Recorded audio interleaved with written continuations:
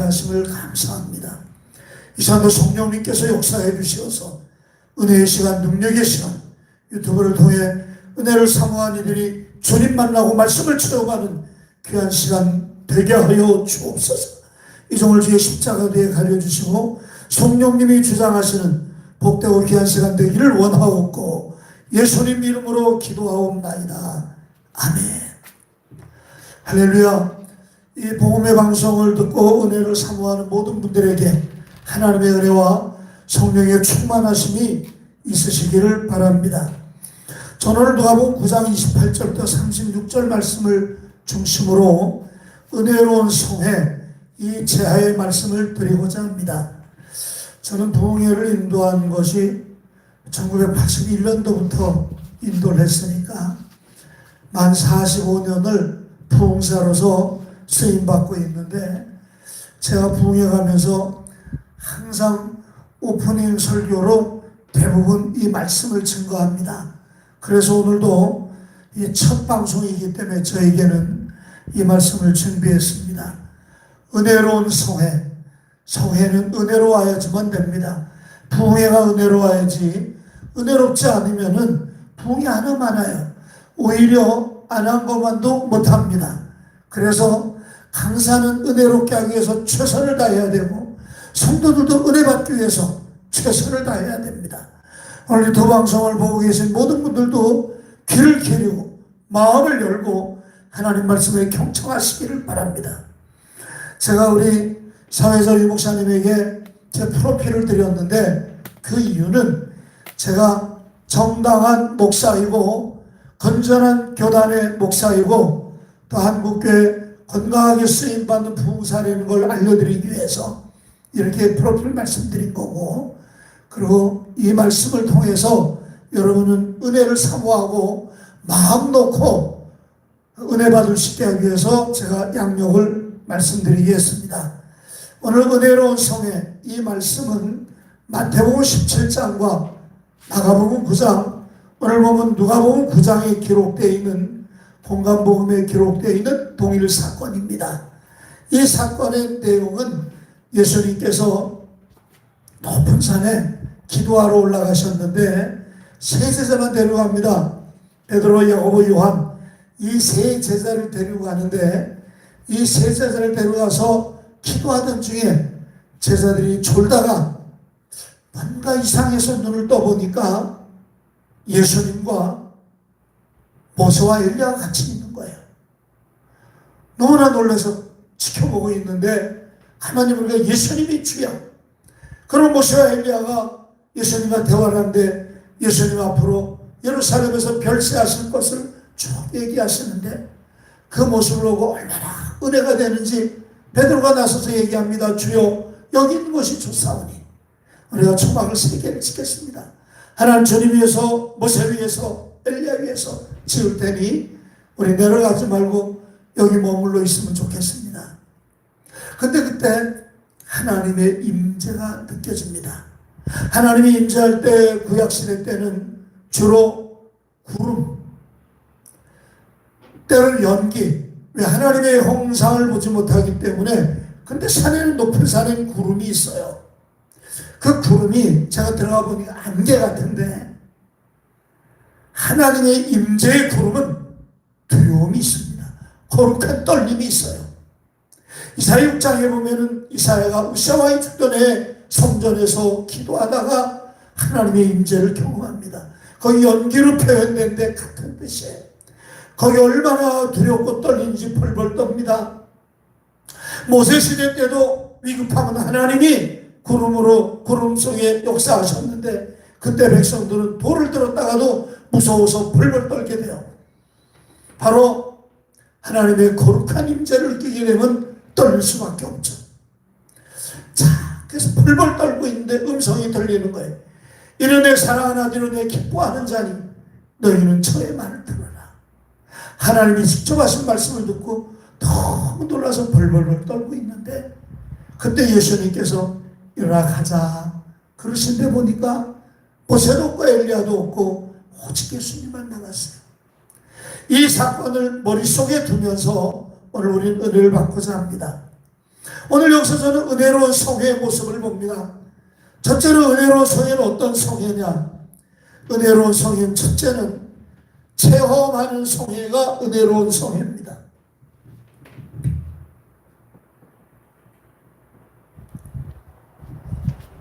신앙생활을 하는데 체험은 굉장히 중요합니다. 왜 중요하냐면은 우리가 지식이나 내가 가지고 있는 상식 가지고는 어느 순간에 한순간에 무너질 수가 있어요. 새로운 지식이 들어오고 상식이 무너져 버리면 가지고 있던 건 다 없어집니다. 그런데 체험은요 그렇지 않아요. 저는 열대과일 중에 두리안이라고 하는 과일을 좋아합니다. 물론 우리나라 과일들 수박, 배, 사과 다 좋아하는데 열대과일 중에 두리안을 좋아해요.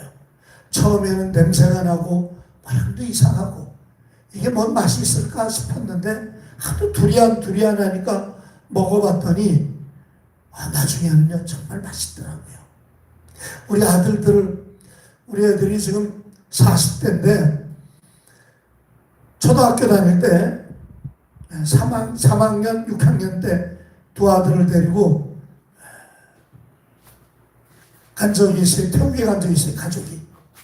그래서 거기서 두리안을 사가지고 억지로 먹였더니 이 아들놈들은 안 먹는다고 냄새 난다고 싫다고 막 그래. 그래서 내가 강제로 먹여놨어요. 그랬더니 요새는 얼마나 잘 먹는지 없어서 못 먹습니다. 체험이라는 게 그거예요.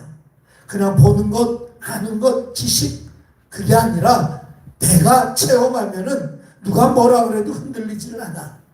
우리가 예수 믿다가 왜 시험을 못 이기고 왜 갈등을 못 이기고 왜 회의를 못 이기고 교회를 떠났냐, 하나님을 떠났냐, 왜 세속으로 나가느냐.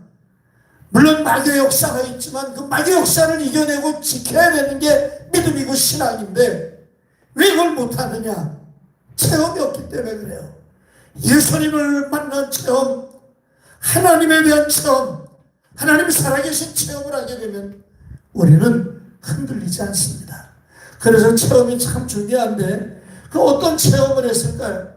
첫째로 은혜로운 성의 체험은 말씀의 체험입니다.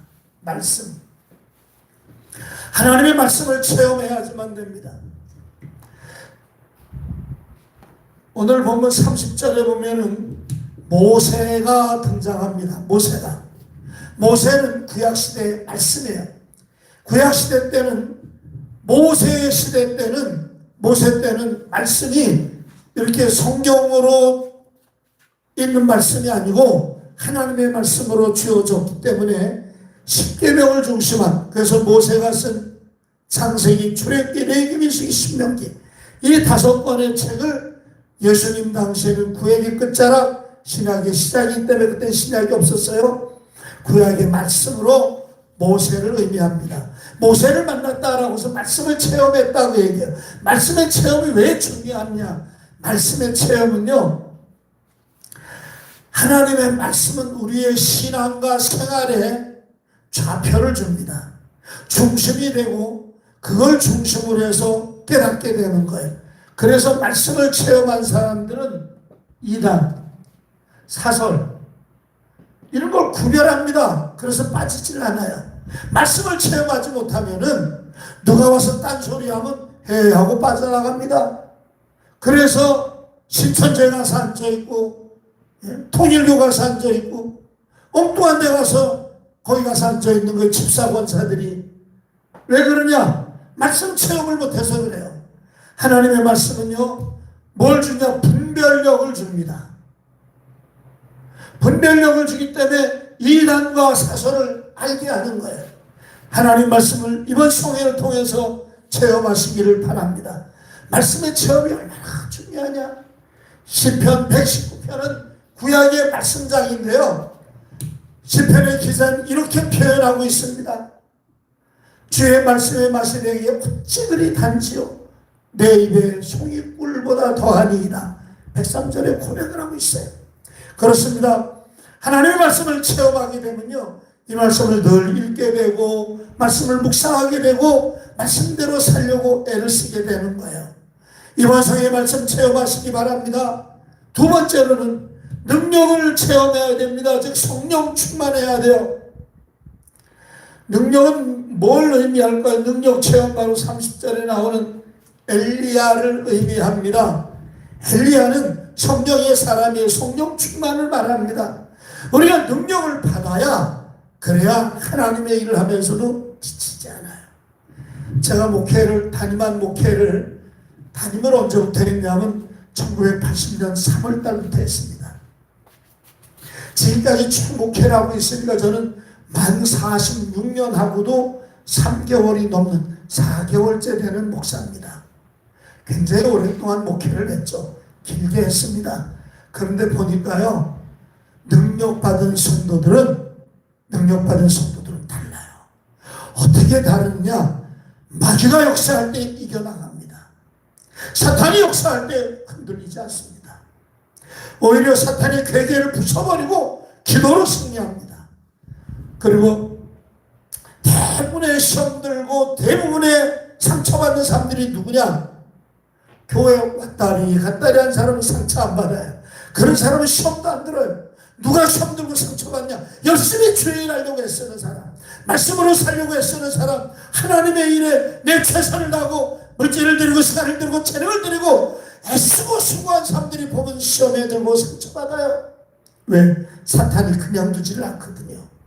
그런데 능력받은 사람들은 그걸 이겨낸다고요. 하나님의 일을 하면서 지치지 않아요. 왜냐하면 이 능력이라고 하는 건 성령님이 주신 능력인데, 성령의 능력이 뭐예요? 은사예요. 은사는 도구입니다. 도구. 주의 일을 하는 도구가 은사예요. 그래서 은사를 받으면 여러분 도구가 있으면 굉장히 일이 쉽잖아요. 예를 든다면 땅이 한 100평 정도 있어요. 그럼 거기에다가 배추도 심고 무도 심고 파도 심고 그러려면 그 땅을 자꾸 개간을 해야 돼요. 그런데 맨손 가지고는 못합니다. 힘들어요. 100평이 크진 않는데요. 100평 맨손으로 손톱 다 빠지고 하지도 못해요. 파도 한 포기 못 심습니다. 그런데 삽자루에도 하나를 있으면 어느 정도 되는데 삽도 힘들어요. 근데 뭐가 필요하냐? 트랙터.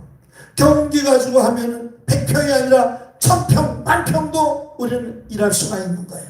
그러면 도구가 그렇게 중요한 거예요. 땅을 파는데 사반자로 가서 팔려면 하루 종일 파봐야 1m를 회바라고 하는데 1회바도 못 내려갑니다. 그런데요, 포크레인으로 푹 찍으면 한나절이면 그 수백 회배를 파낼 수가 있어요. 도구가 그렇게 중요해요.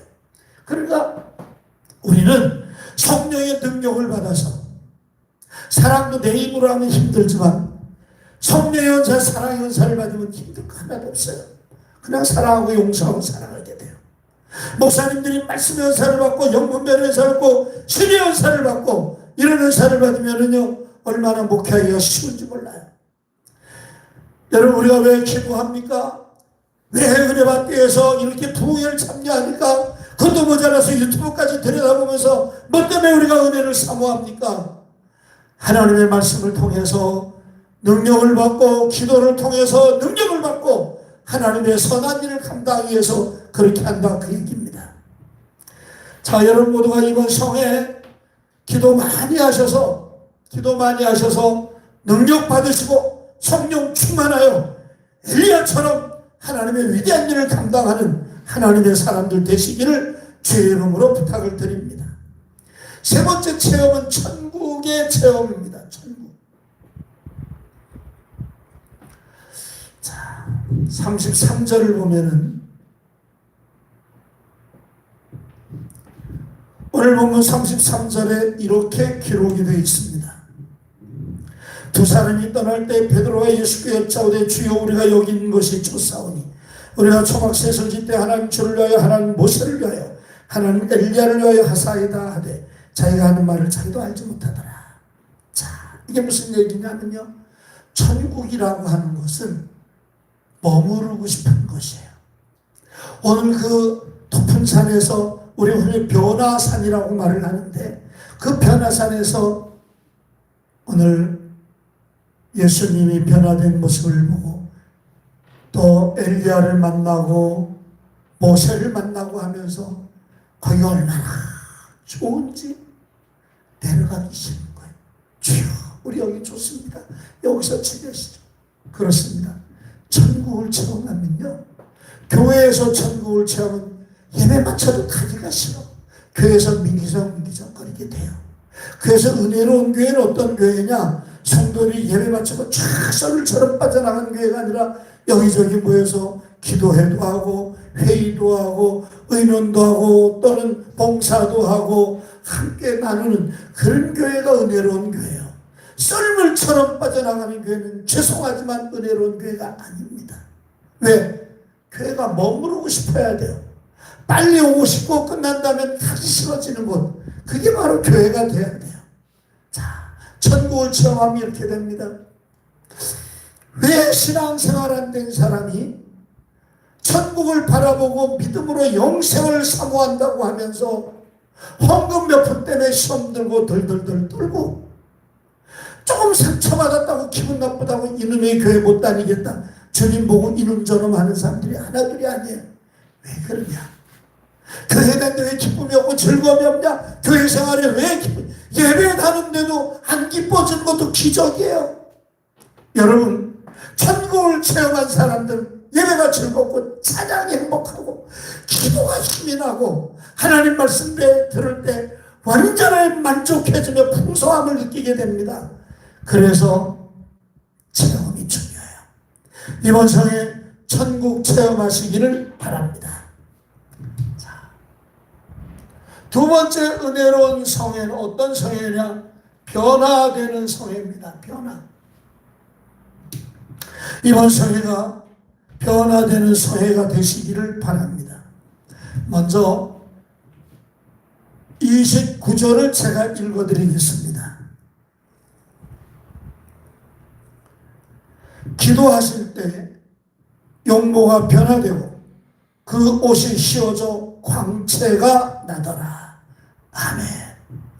여러분, 이 제자들과 예수님이 같이 기도하는데 기도할 때 예수님 얼굴이 변화가 되는데 광채가 나고 옷이 휘어졌다고 하는 얘기예요.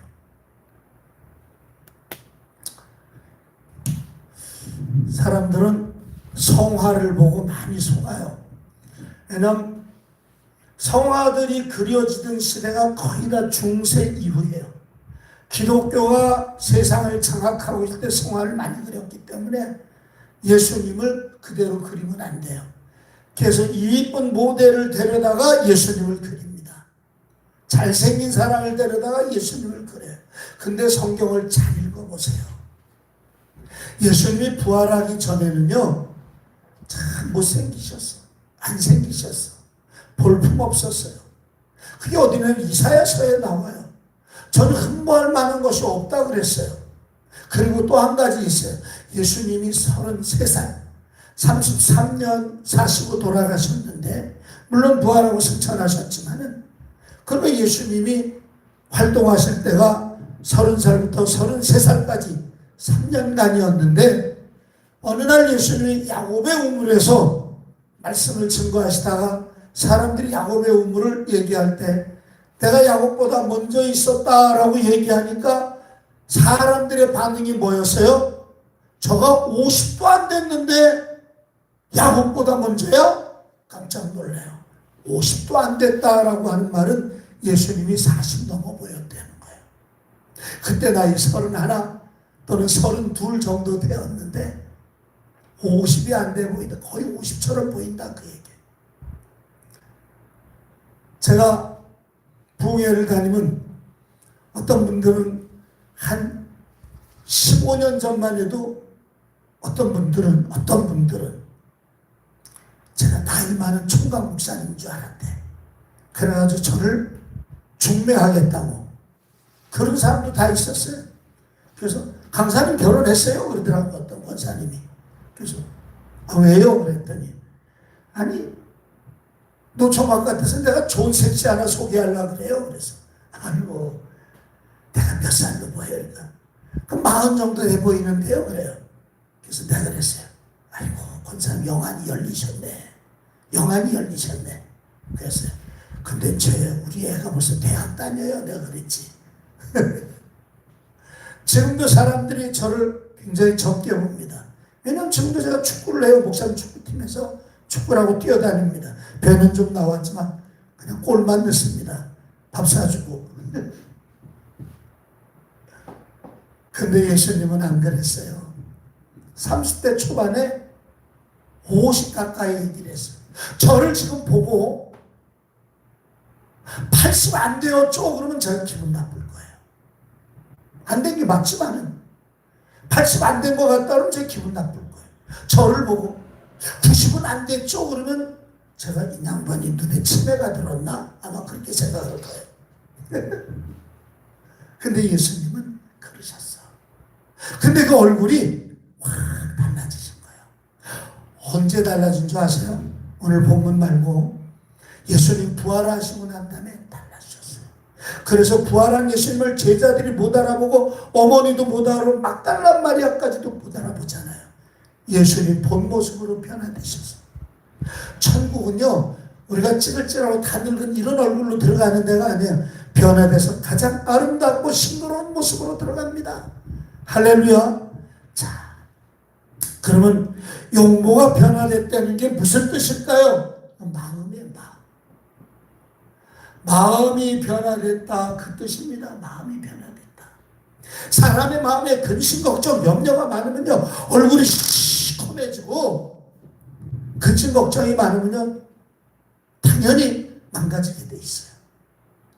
그런데 그 예수님이 그렇게 찌들렸던 그 예수님의 모습이 환하게 얼굴에 광채가 날 정도로 환해졌으니까 얼굴이 마음이 변화돼서 세상 근심 걱정 염려 속에 살던 우리가 하나님만 바라보며 믿음으로 은혜로 소망으로 감사함으로 천국을 바라보고 승리하는 하나님의 사람들 되실 주의 이름으로 축원합니다. 두 번째는요 행실의 변화입니다. 오늘 29절 제가 읽었는데 29절에 보니까 용모가 변화되어서 빛이 나고 옷이 휘어졌다 그랬어요. 옷이 휘어졌다. 여러분 옷은 뭘 얘기하냐? 요한계시록 19장 8절에 보면 저에게 빛나고 깨끗한 세마포 옷을 입혔으니 이는 성도들의 옳은 행실이라 그랬어요. 천국에 가면 하나님께서 우리에게 깨끗한 세마포 옷을 주시는데 그건 성도의 옳은 행실이라는 거예요. 여러분 우리가 예수 믿으면요 행실이 좋아야 됩니다. 행실이 깨끗해야 됩니다. 행실이 의로워야 됩니다. 하나님의 사람들은 누가 보든 안 보든 간에 하나님 말씀대로 은혜대로 살아야 됩니다. 저는 아직 살아계시는 우리 한국의 신영균 장로님을 정말 존경합니다. 좋아하고 존경해요. 왜냐하면 이분은 영화배우 출신이잖아요. 대종상을 휩쓸었던 우리나라 탑 배우입니다. 잘생기셨습니다. 근데 이분의 어머니는 기도하는 분이었어요.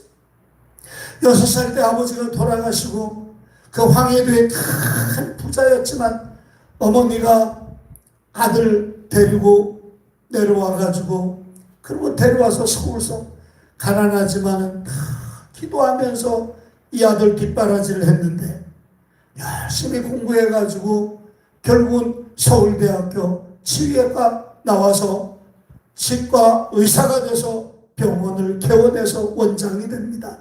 근데 중학교 때부터 초등학교 국민학교 때부터 교회에서 성탄절날 연극하는 걸 시작해서 연극을 하면서 거기 재능이 있었어요.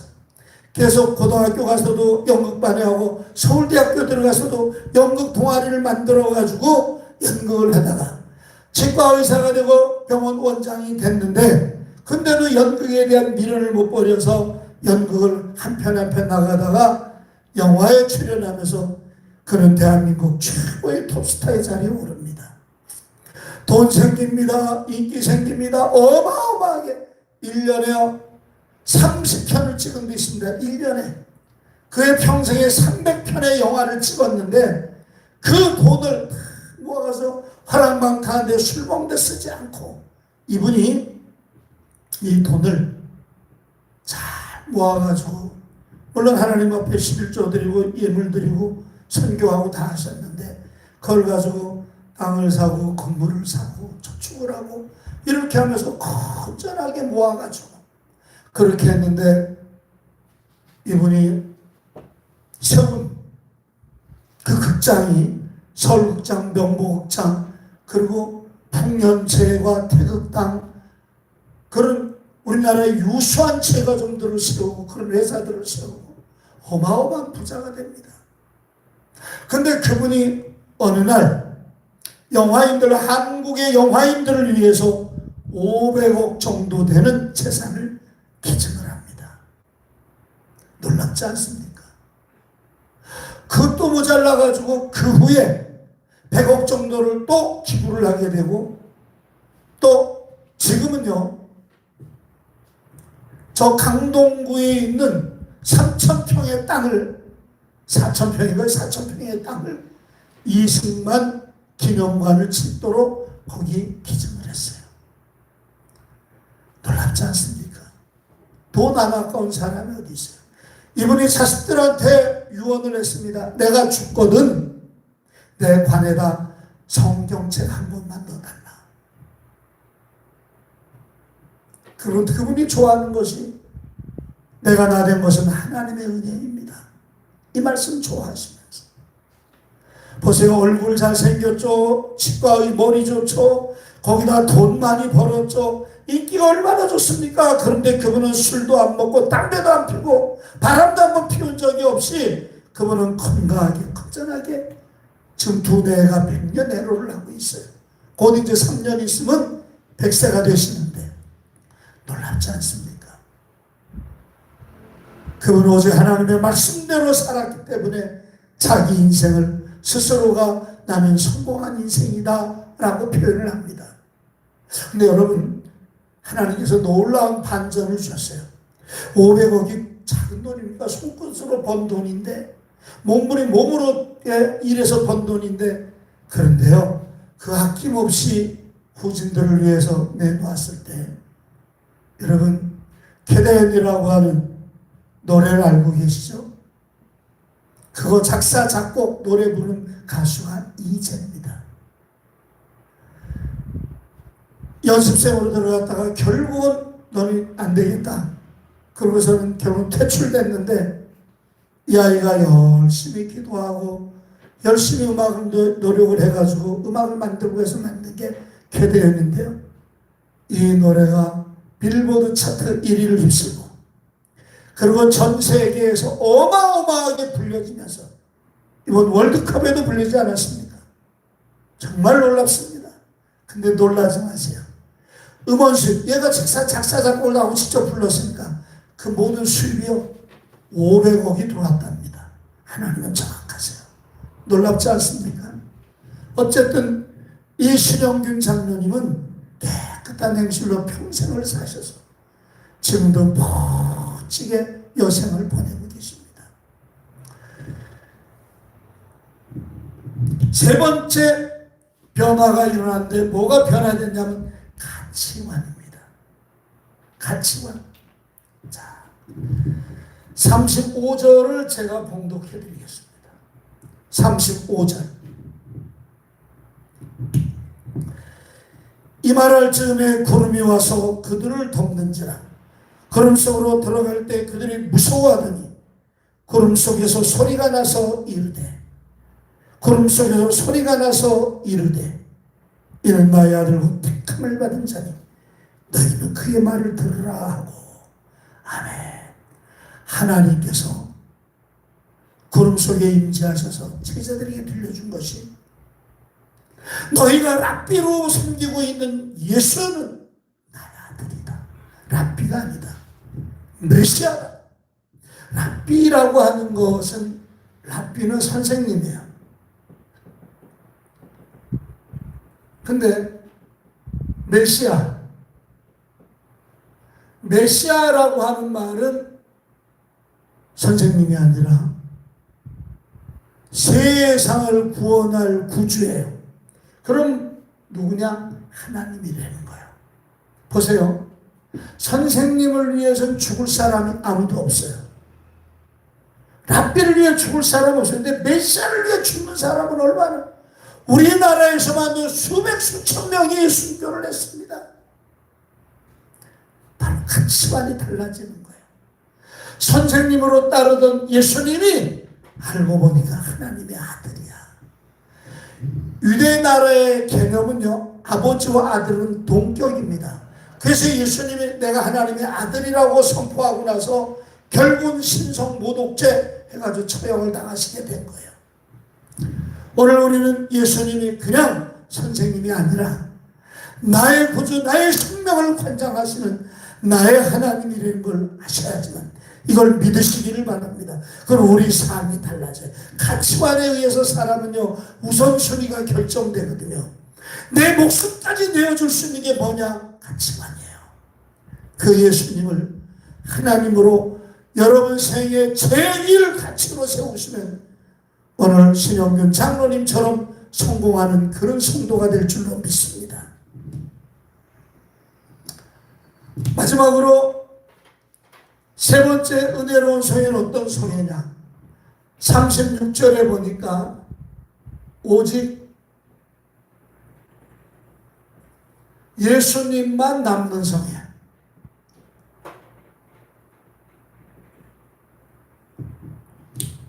제가 봉독을 해드리겠습니다. 36절 본문에 보니까 소리가 그치네 오직 예수만 보이더라.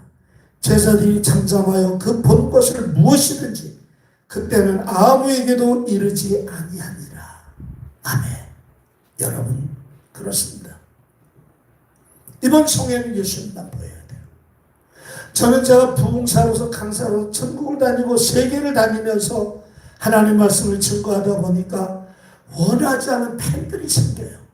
심지어 우리 교회 찾아옵니다. 심지어 등록하려고 하는 사람도 있어요. 가까운 데 사는 사람 쫓아와서 등록을 하려고 그래요. 그것도 권사, 안수입사 내외가 와서 어느 날 수요일 날 와서 예배를 참석하고 등록하겠다는 거예요. 그래서 제가 간곡하게 만류했어요. 권사님, 안수입사는 항존직인데 항존직은 직분을 할 때 하나님 앞에 내가 이 교회에서 끝까지 충성하겠습니다. 약속하신 분들인데 이렇게 오시면 안 됩니다. 하나님이 안 기뻐합니다. 기도원에서 은혜 받았으면은 본교에서 충성하셔야지 이렇게 찾아오면 안 됩니다. 아무리 가까운 동네에 있다 할때도 그러면 안 됩니다. 저는 간곡하게 권유해서 보내드렸어요. 그리고 심지어는 큰 교회 다니는 분이 당연한 듯이 우리 교회로 재단을 쳤어요. 제가 부흥회 강사로 나간 것은 복음을 증거하고 은혜 받아서 본교에 충성하라고 내가 증거한 거지 우리 교회라고 한 게 아닙니다. 우리 교회 크지 않습니다. 그분들이 그때 당시 우리 교회 오려고 할 때 100여 명 정도 모이는 등록교인이 200명이 채 안 되는 그런 교회였습니다. 권사님, 장로님이 오고 사업을 하는 집사님이 오고 하면 산술적 계산에도 대단히 도움이 된다는 걸 저는 압니다. 그러나 제 신앙 양심상 목회자를 떠나서 신앙 양심상 그건 아니에요. 은혜를 받았으면 누가 남아야 돼요? 예수님만 남아야 돼요. 강사가 남는 게 아닙니다. 예수님만 남아야 돼요. 여러분 교회에서 어떤 봉사가 와서 어떤 강사가 와서 어마어마한 은혜를 끼쳤다 하더라도 가장 중요한 분은 여러분의 담임 목사님입니다. 기도원 같으면 원장님이에요. 여러분 강사는 일회용이에요. 마치 추인검과 같아요. 껌을요 옛날에는 하도 귀하니까 씹었다 붙였다가도 또 씹고 하지. 요새 껌을 누가 그렇게 씹어요? 단물 빠지면 버리는 거지. 부흥회 끝나면 그냥 잊으세요. 자, 오직 예수님만 남아야 됩니다. 그래서 첫째로 예수로 충만하자. 예수님 충만. 충만이 무슨 뜻이에요? 충만이 가득 차다라고 하는 거예요. 예수님이 내 속에 가득 차가지고.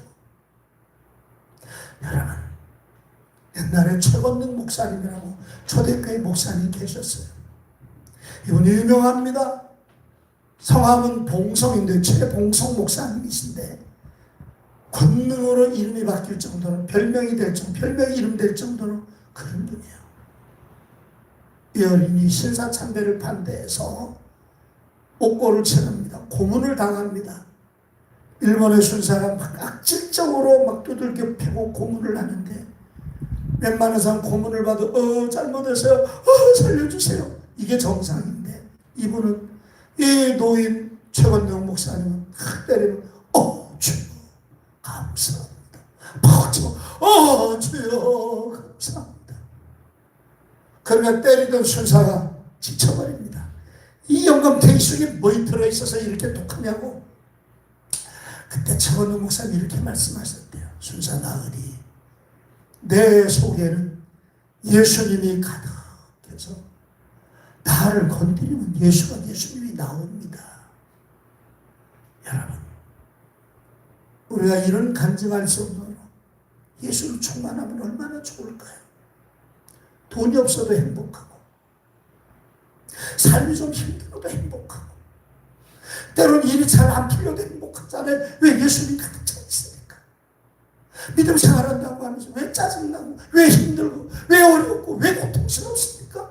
예수 충만하지 않아서 그래요.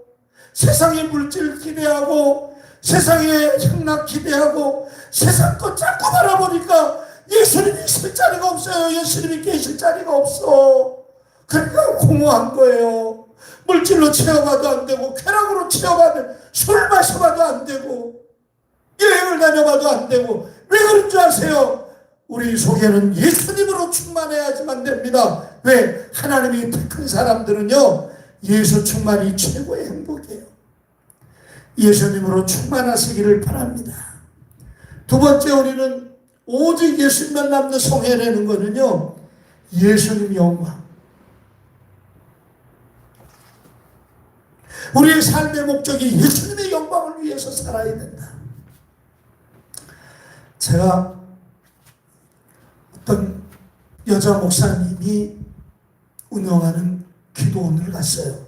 이름을 대면 여러분이 알 만한 그런 목사님인데, 남편 목사님은 직장 생활을 하시면서 부인 기도원을 밀어주고, 주일날은 남편 목사님이 설교를 하고, 그분도 부흥사고 참 은혜로운 분인데, 기도원을 운영하기 위해서 자기 후배가 하는 회사에 가서 이제 중책을 맡아가지고 관리해주면서 그렇게 교회를 섬기는, 기도원을 섬겨요. 근데 그 목사님이 참 인품도 좋으시고 인물도 좋으신데, 보면은 노숙한 사람들, 정신 약간 모자란 사람들, 잘 씻지 나서 냄새가 퍽퍽 나는 사람들, 어디서 사람 구실 못해가지고는 길거리에 떠도는 사람들, 이런 사람들을 데려다가는 먹이고 채우고 씻기고 하면서 기도원에서 목회를 하세요. 집회를 하는데 그런 사람 한 10여 명, 일반 성도들이 몇 분 이렇게 집회를 하는데, 그러는 거예요. 그분이, 그 목사님이 손수 음식을 만들어가지고, 뭐 기도원 사람이 넉넉지 못하니까 손수 만들어가지고 음식을 만들었는데, 참 놀라운 건 별거 아닌 것 같은데도 맛있더라고요. 그래서 내가, 목사님 이거 참 맛있는데요. 그러면 이 목사님 뭐라는 줄 아세요? 하나님께 영광, 예수님 영광 그러시는 거예요. 그럴 때마다 김치가 왜 이렇게, 예수님 영광 습관적으로 그러시는 것 같아. 얼마나 보기 좋고 은혜스러울지 몰라요. 그래서 하나님이 이렇게 귀하게 쓰시고 좋은 목사님 이렇게 네 분이 마음을 앞에서 이 어려운 때 하나님을 위해서 이렇게 일을 하시는구나 생각이 들더라고요. 여러분, 그렇습니다. 오늘 우리의 삶의 목적이 뭐예요? 예수님 영광, 주님 영광 돌리는 삶이 되시기를 바랍니다. 잘 됐을 때 주님 덕분입니다. 신영규 장로님의 가장 훌륭한 점이 뭔지 아세요? 내가 노력해서 여기까지 왔습니다가 아니야. 모든 것이 하나님의 은혜입니다. 모든 것이 하나님의 은혜입니다. 여러분 유튜브 들어서 신영규 장로님 쳐보세요. 제가 말한 내용이 나옵니다. 그렇습니다. 우리 모든 것이 하나님의 은혜입니다. 그렇기 때문에 우리는 하나님께 영광을 돌려야 돼요. 예수님의 영광을 돌려야 돼요. 예수님의 영광 위에 사시기를 바랍니다. 마지막으로 오직 예수님만 남았다라는 것은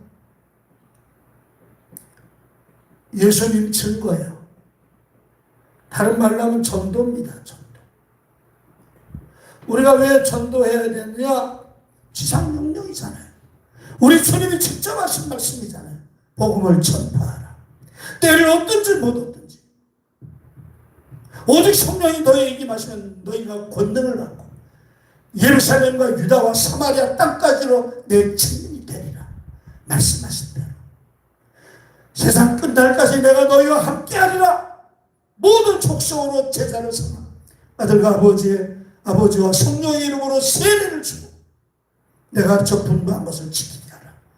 우리 주님은 전도하고 교육하라고 분명히 말씀하셨습니다. 오늘 우리 이번 성에 은혜 받고 가장 중요한 것은 은혜 받았으면 전도자가 돼야 된다. 복음의 증인 되시길 주의 이름으로 부탁을 드립니다. 기도하겠습니다. 사랑하는 하나님 감사합니다.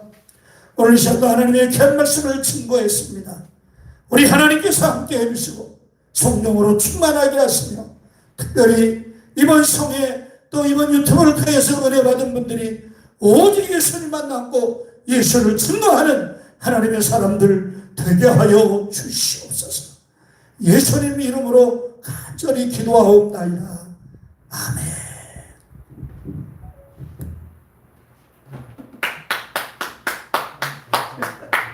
박수 치세요. 네, 우리 원래 사람 많이 있을 때 박수 치 하나님께 영광입니다. 감사합니다, 목사님. 네, 감사합니다. 아니, 기도를 많이 하셨나 봐. 네. 설교가 잘 되네. 아유, 우리 땀을 많이 흘리셨대, 목사님. 오시다.